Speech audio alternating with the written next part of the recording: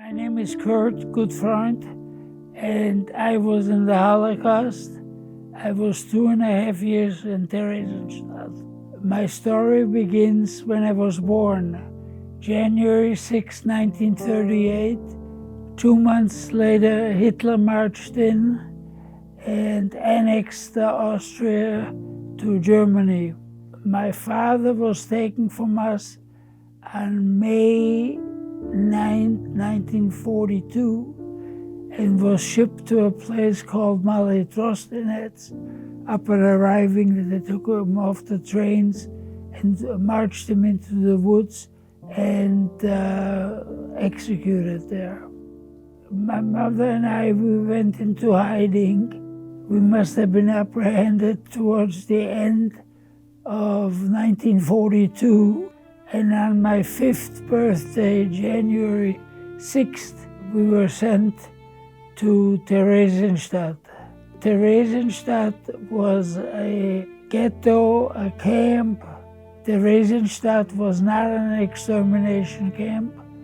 It was a work camp. It was a way station. Most people were there for 2 months, 3 months. My mother volunteered to split mica. Mica is a mineral that was used in the 30s and 40s for electronics. And I believe that's the reason that we were never shipped on from there to the east. There were 15,000 children that came to Theresienstadt, and out of those, 242 survived.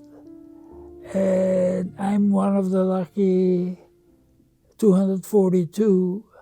Theresienstadt was liberated May 8th, 1945, and we were liberated by the Red Army, the Soviet Union, Russians. There was a lot of typhus conditions and bad conditions.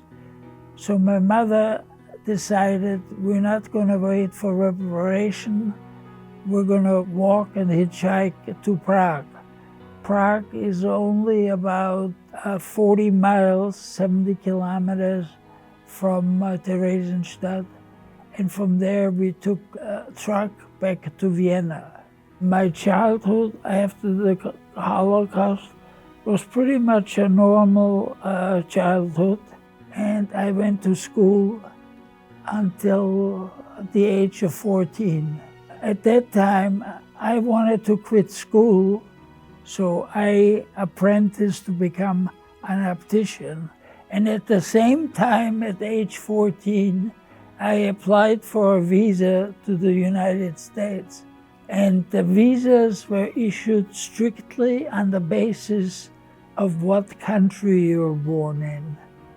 And the Austrian quota was taking 5 to 6 years. I put myself on the list, and 5 years later, the list became clear. They said you have to have somebody that gives you an affidavit that you wouldn't become a burden to the government.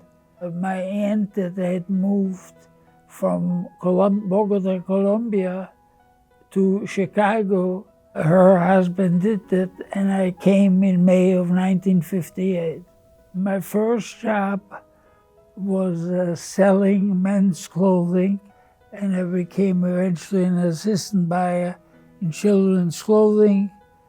And eventually I left the store, went to work for children's wear wholesaler, eventually bought the company, changed it to an import company, and I basically lived the so-called American dream.